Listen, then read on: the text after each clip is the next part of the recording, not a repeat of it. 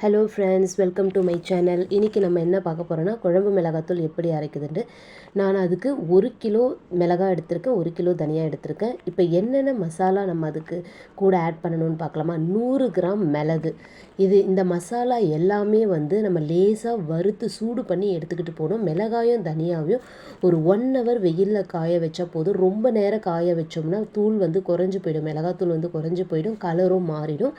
அதனால் ஒரு 1 ஹவர் மட்டும் அந்த மிளகாவும் தனியாவும் சூடு ஏறின வரைக்கும் காய வச்சு எடுத்துகிட்டு மற்றதெல்லாம் நம்ம ஸ்டவ்வில் வறுத்து எடுத்துக்கிட்டோம். நான் ஃபர்ஸ்ட் 100 கிராம் மிளகு எடுத்து வறுத்து வச்சுட்டு சூடு ஏறினா போதும், கருகிற மாதிரி வறுக்கக்கூடாது. மிளகு நல்லா சூடு ஏறுற அளவுக்கு போதும். அதுக்கப்புறமா 100 கிராம் சீரகம் எடுத்து அதையும் வறுத்து வச்சுக்கிட்டேன். இது எல்லாமே 1 கிலோ மிளகாய் 1 கிலோ தனியாக்கு நான் சொல்லிகிட்ருக்கேன். 100 கிராம் கடுகு எடுத்திருக்கேன்.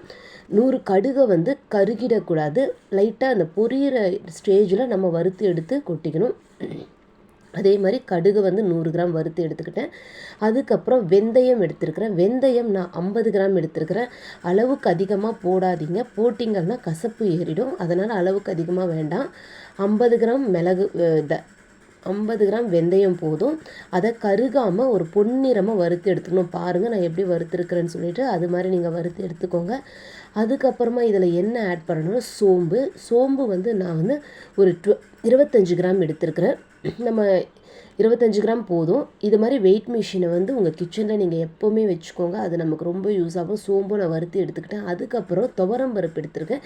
துவரம்பருப்பு 100 கிராம் துவரம்பருப்பு கருகாமல் அந்த பருப்புடைய கலர் சேஞ்ச் ஆகிற அளவுக்கு நம்ம வறுத்து எடுத்தால் போதும்.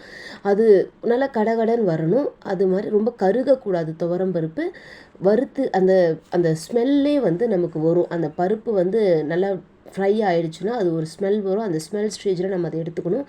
அதுக்கப்புறமா நான் என்ன எடுத்துருக்கிறேன்னா உளுத்தம்பருப்பு எடுத்துருக்கிறேன்.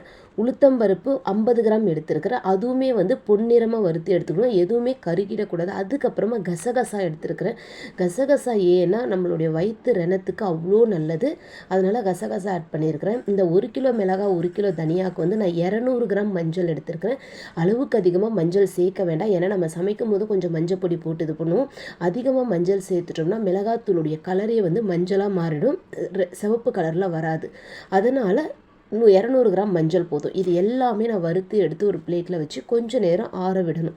ஏன்னா மிஷின்லையுமே சூடு அதிகமாகிடும். அதனால் நம்ம கொஞ்சம் நேரம் இதை ஆற வச்சு எடுத்துக்கிட்டு கொஞ்ச நேரம் நம்ம ஃபேன் காற்றுல இதை ஆற வச்சு அதுக்கப்புறம் மிஷினுக்கு கொண்டு போனால் போதும். இந்த 1 கிலோ மிளகாய் 1 கிலோ தனியாவுக்கு இந்த மசாலாலாம் சொல்லியிருக்கேன். இதுவே நீங்கள் 1/2 கிலோ மிளகாய் 1/2 கிலோ தனியா போடுறீங்கன்னா, இதுவே நீங்கள் 1/2 கிலோ மிளகாய் 1/2 கிலோ தனியாக போடுகிறீங்கன்னா இந்த மசாலா எல்லாமே அதில் ஆஃப் எடுத்துக்கோங்க.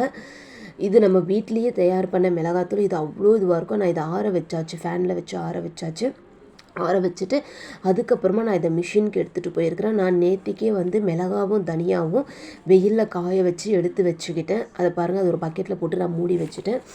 இது 1 கிலோ மிளகாய் 1 கிலோ தனியாக்கான மெஷர்மெண்ட்டு. ஏன்னா வரப்போகிற காலம் மழை காலன்றதுனால நான் கொஞ்சம் மிளகாய் பொடி கொஞ்சம் எக்ஸ்ட்ராவே ரெடி பண்ணி வச்சுக்கலான்ட்டு நான் எக்ஸ்ட்ராவே ரெடி பண்ணி வச்சுக்கிட்டேன்.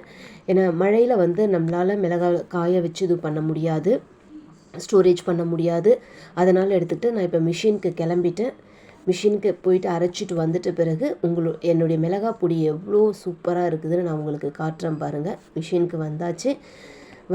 அவங்களும் ஸ்டார்ட் பண்ணிட்டாங்க, அரைக்க ஆரம்பிச்சிட்டாங்க, அரைச்சிட்டாங்க. மிளகாய் பொடியோட கலரை பாருங்கள் எவ்வளோ சூப்பராக. Like, share and subscribe my channel.